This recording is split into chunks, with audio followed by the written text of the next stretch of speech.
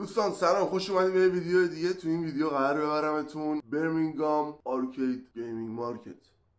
این که الان من گفتم یعنی چی؟ ببین یه جاییه، یه سالن خیلی بزرگه، بعد غرفه‌های مختلف از سر تا سر انگلیس اومدن اونجا، شاپ‌های مختلف، شاپ‌هایی که بازی‌های آرکید دارن، کنسول‌های قدیمی دارن، اومدن اونجا غرفه زدن. بعد این قضیه یک بار در سال اتفاق میفته و ما قراره امروز بریم اونجا دوری بزنیم و تو این ویدیو هم مثل ویدیوهای قبلی یه مهمون ویژه داریم. بریم که داشته باشیم. سلام بچه‌ها بریم ادامه داستان. قراره که بریم حسابی اشغال کنیم و اینکه بشیم بریم اینجا که داریم میریم چیه؟ یه توضیح به من بده. اینجا یه سالن بزرگه، از دور تا دور انگلیس اومدن اونجا غرفه زدن. غرفه‌ای که زدن فروشگاه‌های معروفی که دور تا دور انگلیس بازی‌های آرکید و کنسول‌های قدیمی و اینا میفروشن اومدن اینجا، سالیانه یه روز میان شروع میکنن محصولاتشون رو فروختن. یعنی از کومودور، آتاری بگیرید. دقیقاً. و الان من خواستم اینو ازت بپرسم، اولین بازی کامپیوتری که بازی کردی کی بود؟ با کامپیوتر یه سری بازیایی بود که حتی رو گوشی هم نصب میشد. بعد چپت دارم اسمشو یادم نی، ولی اگه بخوام توضیح بدم مثلا همین بازی جنگیه بودش که سیزن یکش اومده بود، خیلی هم خاطرخواه داشت. یعنی رو کدوم کنسولیت میاد؟ روی یادم نیست ولی یادمه که باید رو هارد کامپیوتر سیدیشو اونی که از پشت نشون میداد. آفرین. آره بچه‌ها بابا من داره بازی آی جی آی رو میگه. آفرین. آی جی آی خب همه رو یادمه. آی جی آی روی لپتاپ کارت ریخته بودی. یعنی واقعا جوری بود که من یادم مشتری‌ها رو رد می‌کردم که بشینم بقیه بازی. بچه‌ها اونایی که بازی نکردن، آی جی آی یه فرانچایز خیلی قدیمیه، مال زمان ویندوز 98 و ایناست. بعد سخت افزار زیاد قوی هم نمیخواست، یه بازی حالت استایل چی بگم شوتره، ولی مثلا حالت چیزه مخفی کاری میتونی بری یا اینکه مثلا بری همه رو بگیری بکشی. و محله خیلی ساده ای داشت، مثلا با هم رفتی یه لپتاپ رو توی پایگاه نظامی هک میکردی، بعد میرسوندی خودتو به کامیون فرار میکردی. خیلی محله ساده، مال زمان مثلا بازی کانتر و اینا بوده. آی جی آی خیلی خفنه. گادافار یادت رو گوشید داشتی؟ بعد گادافار آره اونم، یعنی اینا خب حجم زیادی نداشت بازیاش چون گرافیکی نداشت. بعد اینو من یادم مثلا با 120 تا بازی دیگه ریخته بودم رو گوشی. سیستم عاملش هم جاوا بود، بازی‌ها هم زیاد بود دیگه. آره جاوا. آفرین. این گادافار جاوا هم که من الان بهتون گفتم یه نسخه خیلی گم شده از بازی گادافاره که رو سیستم عامل جاوا آمده بود. بعد تمام دشمنایی که تو گادافار پلی‌استیشن 1 و پلی‌استیشن 2 بود، تمام اون دشمنا رو داشت، ولی طراحیش دو بعدی بود، از بغل نشون میداد. و مثلا حرکت حمله‌ش هم فکر کنم 2 تا حرکت حمله بیشتر نداشت، فقط شمشیر یه دونه به سمت جلو میداد، یه دونه سمت بالا. من هم اینو زر بازی کردم رو گوشید. 2 hours later. بابا الان منتظر صفین، اینقدر آدم اومده. الان واسه بریم تو صف. من تیکت‌ها رو چک کردن، این دستبندا رو بهمون دادن. این دستبندا خوبیش اینه که یه سری آدم میخواد طرف سیگار بکشه، میخواد بیاد ماشینش رو جابجا کنه، هوایی بخوره، میری میای دیگه دستبند داری دیگه. به ما میدونه دادن بس کرده مچین دستبند. یعنی برو اینکه هنوز منتظریم. یاد بیمارستان میافتم. هم خدا نکنه بیمارستان که نه بچه که به دنیا میاد به مچ دستش از اینا میاد.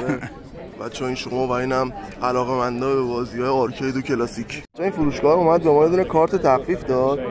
بعد این یه جوریه که از شاپ‌های معروفی که تو ژاپنه، مثلا آمازون ریژن ژاپن و اینا شروع میکنه، مثلا اینم بارکدشه، خرید میکنی، بعد هم گیو اوی داره، همین که برمی‌دارن برات مثلا این سری کنسول‌ها یا سری بازیایی که انحصاری ژاپن جای دیگه پیدا نمیشه رو، مخصوصا چیزایی که مربوط به پوکیمون میشه و کارت‌های پوکیمون و اینا رو، یه رفرنس دقیقاً اینو میتراشی که کد تخفیف دیگه 50% اینترنشنال. و اینکه خلاصه آره دیگه، چیزایی که میخوای از ژاپن بگیری جای دیگه پیدا نمیشه رو میتونی ازشون سفارش بدی، تبلیغات مجانی براشون انجام بدی. یه شوکی شد اگه یه وقت لازم. من که از ژاپن چیزی نمیگیرم ولی خب بذاریم حالا باشه. الان نه ولی شاید بچا کسی خواستن این کدا، یکی از کدا رو میدم بهتون. خب بالاخره در باز شد و ما داریم میریم تو. بابا حست راجع به این که بالاخره داریم میریم تو چیه؟ انگار برارم از سفر اومدم. برای اونایی که لهجه رو متوجه نشدن انگار برادرم از سفر اومده. لهجه کجایی بود؟ لوری. ایوه. Thank you. بچه اینجاست و عجب جای بزرگ و باحالیه.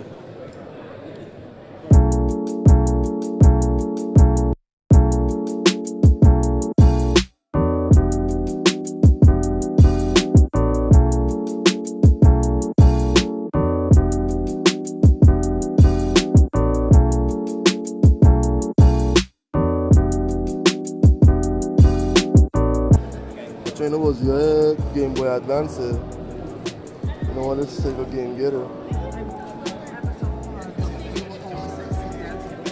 حتی اونجا خود کنسولاشون هم گذاشتن برای فروش.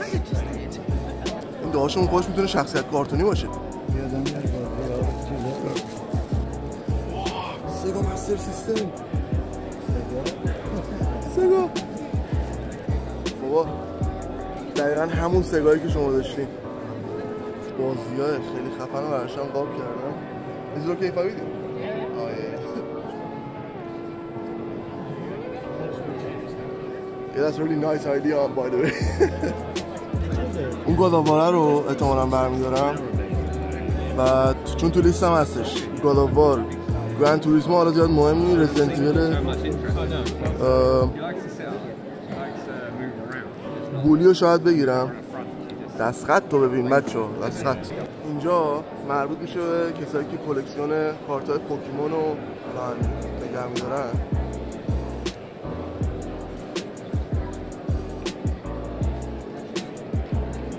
کارت‌ها خیلی مربوطه. وای بچه‌ها اینجا چه باحاله. اینجا پایه برای همه کنسولا دارن. بعد پایه‌ای که اونجا داره 5 کنده دونه‌ای برای PSP، PS Vita. بعد اینجا برای همه بازی هم یه دونه لوگو پرینت 3 بعدیشو داره، دونه 5 کن، یه سرش برای فیلم ها و سریال هاست. خیلی باحاله. من که جا ندارم، اگه جا داشتم اون PSP و PS Vita رو میگرفتم چون واقعا باحاله. این پلی‌استیشن 2 و PS4 هم باحاله. برای کسی که جا داشته باشه خیلی خوبه اینا، ولی من اتاقم انقدر کیپ تا کیپ پره دیگه. بابا اتاق من دیده، بابا اتاق من هر وقت میای میبینی چی میگی؟ لبونم بند میاد، فراموش میکنم بچه. کیپ تا کیپ، یعنی جا واسه نفس کشیدن هم نیست. بچه‌ها اینجا هم بازی‌های چیزو گذاشتن، پازل و بازی‌های بورد گیمه. بازی‌های چی میگن بهش؟ بازی‌های پازلی، نه بازی‌های گروهی. مثلا پازل ویچر رو گذاشته اینجا، پازل ترانسفورمرز رو گذاشته، ولی پازل‌های باحال گذاشته. و پاپ فیگور داره اینجا، دوباره کارت‌های پوکیمون رو گذاشتن. و این پاپ فیگورها الان تو ایران هم خیلی چیز شده.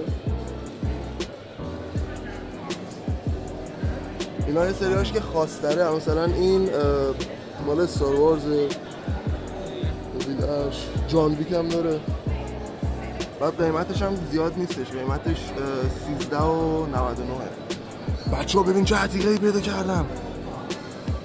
اون نینتندویی که اونجا می‌بینین، اون چیز بازی که روشه خیلی عتیقه است، رباته. چقدر هم تبلیغات می‌کردن این رباته رو. فکر کنم کلا یکی دو تا هم بازی بیشتر نداره. این نینتندو 64 فکر کنم. یا سوپر نینتندو، فکر کنم سوپر نینتندوه. اسما رو من اصلا قاطی میکنم.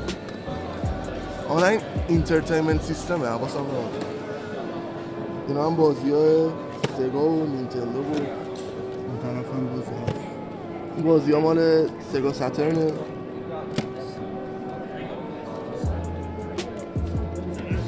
بازی‌های خیلی اصیله. رزیدنت ایول 1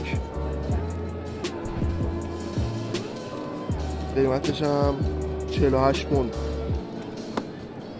بعد طرف میاد بازی PS5 میخره پوز میده. داداش اینجا بازی قدیمیایی که شما تو کمداتون گذاشتین داره خاک میخوره، اینجا حکم طلا رو داره. بعد اینجا کارتای پوکیمون دوباره. بعد اینا حالت چیزه، کارت تزیینیه برای هر بازی رو که بازیایی که معروفه درست کردن. بعد عکسی که داره عکس کاور همون بازیه. بعد یه سری بازی‌ها هم بودش که رو فلاپی میذاشتن. اینا بازیایی که رو فلاپیه.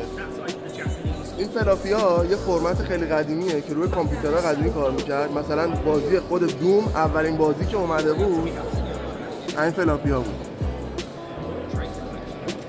این آشش کیکاف توی اِوولوشن، این همین که این بازی هست دیگه. اینا رو کامپیوتر به راحتی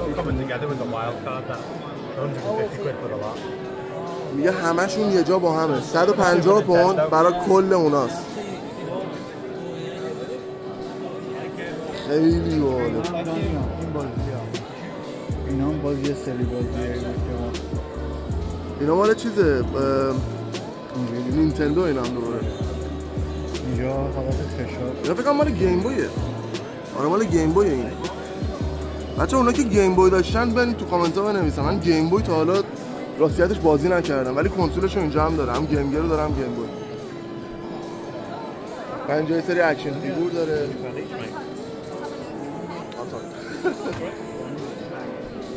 این دانکی کنگه.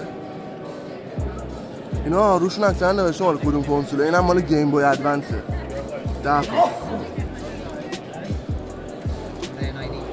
Excuse me, you know the God of War 1 and God of War 2? Are those PAL, the format?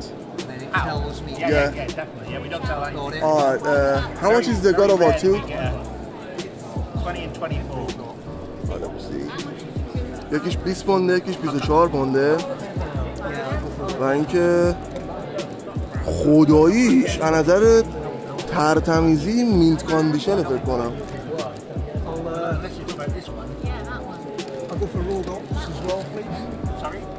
و این دوتا رو برمیدارم. رزیدنت ایول 3 هم میخواستم بردارم ولی نمیارزه واقعا. 50 تا اینا تو لیستمون بود ولی 50 تا واقعا ارزش نداره.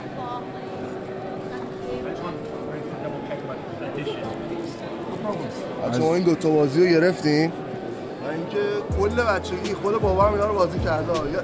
بابا یادتون مرحله بود توی گاد آف وار 1 باید باکسر رو هول میدادی؟ آره. چند بار باختی تو؟ اصلا پشیمون شده. ببین یعنی این مرحله رو بابا 100 بار قشنگ نشست بازی کرد. بعد انقدر چپ و راست این باکسر رو اینا با تیر کمون میزدن. یعنی من قشنگ یادمه نشسته بودم یه جا ساکت فقط داشتم اعصاب خوردی بابا رو نگاه هرسش در اومده بود. یعنی واقعا اون لحظه منتظر بود. خواستم برم تو تیوی خودم هول بزنم. یعنی کم مونده بود بره تو تلویزیون کریتوس رو بکشه بیرون خودش دعوره هول بزنه. به بچه ها آرتا رو ببینیم. دلستاواس و رزیدنت ایول و سایلنت هیل شادو چی بود؟ اسم این سایلنت هیل شاترد مموریز. بچه ها این بازی روی PSP اومد و پلی‌استیشن 2. اگه بازی نکردین یکی از بازی های مورد علاقه من این بازیه. حتما اینو بازی کنین خیلی خفنه. پوسترها رو بابا فیلم قدیمی ها دای هارد تاپگان مال زمان شماست ها. کاراته کید داشتمون خوب داره ورق میدنه. ترمیناتور گادفادر. عجب پوسترهایی. این دای هارد خیلی خوشه. تاپگان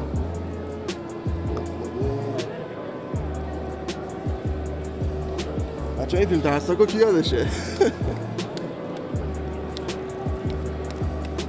بعضیاش کیفیت خاصی نداره ولی بعضیاش واقعا ارزش گرفتن داره. رزیدنت ایول 4 اینو میخوای بزنم برای اتاقت؟ من شب خودم بچه ها این دکتر سالوادور به تعداد انگشتای دست من سر بابا رو تو بازی قطع کرد. رزیدنت ایول 2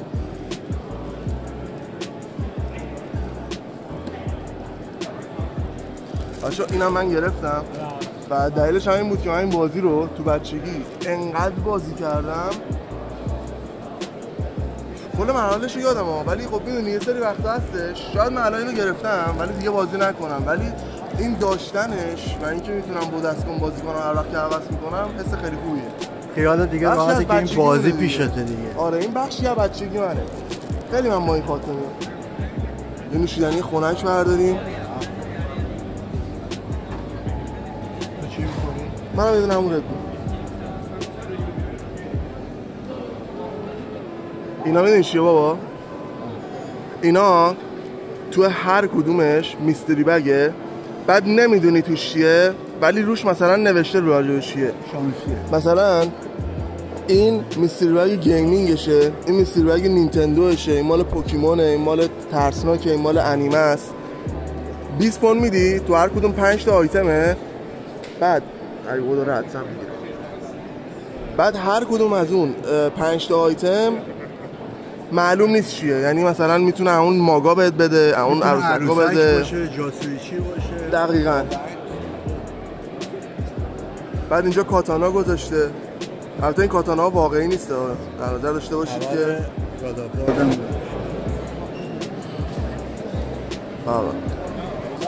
همه منتظرن اونو بگیرن دستشون یه عکس چیزی بگیرن، انگار تبرکه.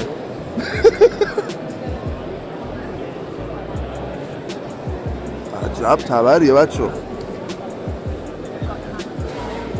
هرتش کنیم بیاد. اینا چه باحاله، اینا رو با پرینتر سه‌بعدی درست میکنن اینجوری ریز. بعد اینا هم تاسای بازیه.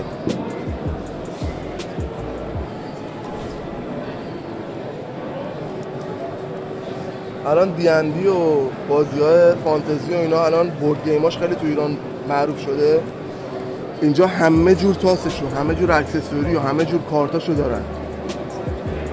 به به به به بچه‌ها، کلکسیون دوست داری؟ کلکسیونی براتون آوردن. این واقعا خوبه. این واقعا قشنگه. این دوستمون دقیقاً داره همون کاری که اونور انجام میدادن. مکس پین 70 تومن گذاشته 1 و 2.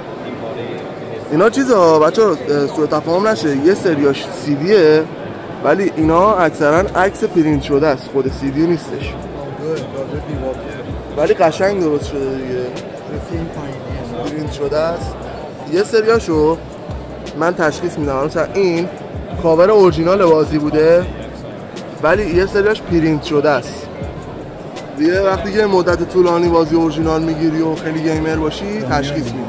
اینجا مجسمه شخصیت‌های دیگر رو همه رو با پرینتر سه‌بعدی. کی فکرشو میکرد پرینتر سه‌بعدی به جایی برسی که انقدر مجسمه‌های با جزئیاتی بتونن باش درست کنن.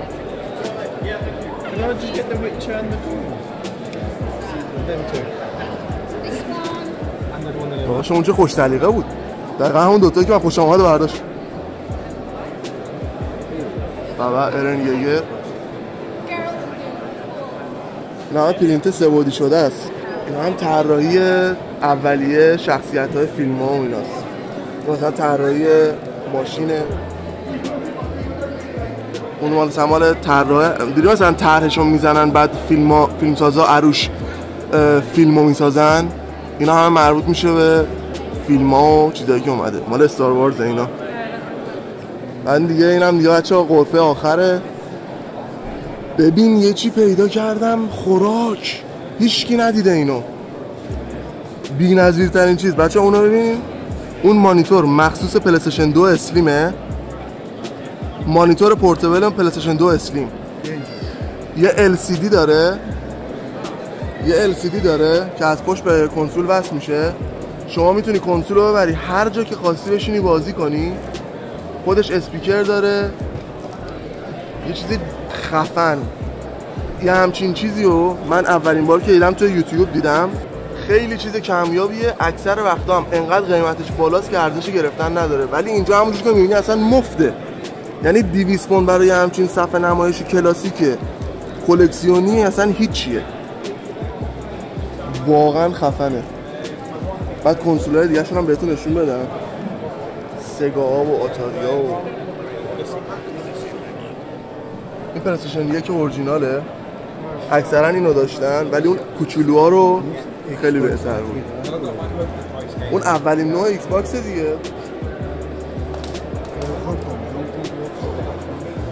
این اولین نوع ایکس باکس تو ایران هیچ وقت معروف نشد به دلیل اینکه اصلا کپی خور نشده بود و اینکه مردم گاد آف وار رو بیشتر دوست داشتن.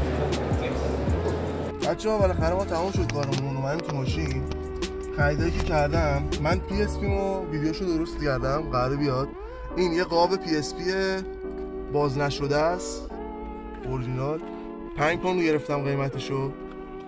2 بازی کلاسیک گرفتم، بازی کراش سی تی آر تیم ریسینگ پلی‌استیشن 1، قیمتاشون هم هستش بغلاشون برای اونایی که دوستان بدونن. این 26 پوند شد قیمتش. قیمت رزیدنت ایول 3 نمسیس شدش 35 پوند. این یه مشمارش داشت، مشمارش هم اونجا ازش جدا کرد. و اینکه این بازی‌ها همشون با دفترچه و این حتی اون کارت پستالی که نظرت رو راجع به بازی می‌نویسی میفرستی و اینا هم داره روش، با پست کدی که باید داشته باشه و اینا. همشون کامل و مرتبه. اینم عکس آرت خود بازی، خیلی خوشگل و ترتمیز. و اینکه اینا کلکسیونیه دیگه. بعد اونایی که نمیدونن بدونن پلی‌استیشن 2 با پلی‌استیشن 3 بکورد کامپتیبل با بازی‌های پلی‌استیشن 1، یعنی اینو میتونی بذاری پلی‌استیشن 3 بازی کنی همینجوری. خیلی باحال این داستان. کنترل است که گرفتم برای مدیا پلیر پلی‌استیشن 2. شما میتونی دیویدی اگه بخوای فیلمی چیزی ببینی این کنترل استفاده کنی. این میخوره جایی که دسته میخوره. اینم 12 پوند شد این کنترلر. اینم چیز کلکسیونیه. کسی که تو این روزا با پلی‌استیشن 2 فیلم نمیبینه ولی خب اینم کلکسیونیه. 3 تا هم بازی پلی‌استیشن 2 گرفتم. بازی گاد آف وار 2 قیمت 20 پوند. بازی گاد آف وار 1 قیمت 24 پوند.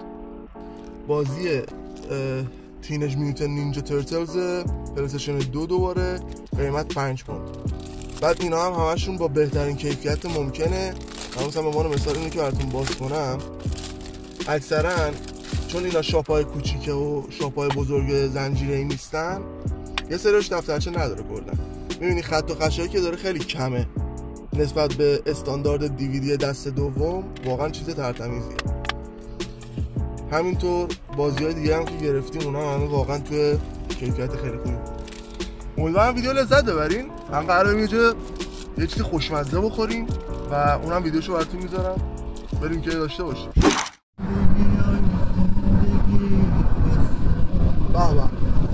بچه‌ها ما الان خواستیم یه برگر شاخ بخوریم، یه برگر دستساز خیلی خوب ولی بسته بود و ما به این نتیجه رسیدیم که نزدیکترین جایی که اینجا ما میتونیم بریم یه برگر خوب بخوریم، هرچند که جای زنجیره‌ای برگرها همچین شاخی به آدم نمیدن، ولی خب ما الان این ور برمینگامیم. جاهایی هم که برگر خوب داره و دستساز اکثرا مرکز برمینگامه. دیگه داریم میریم برگر کینگ.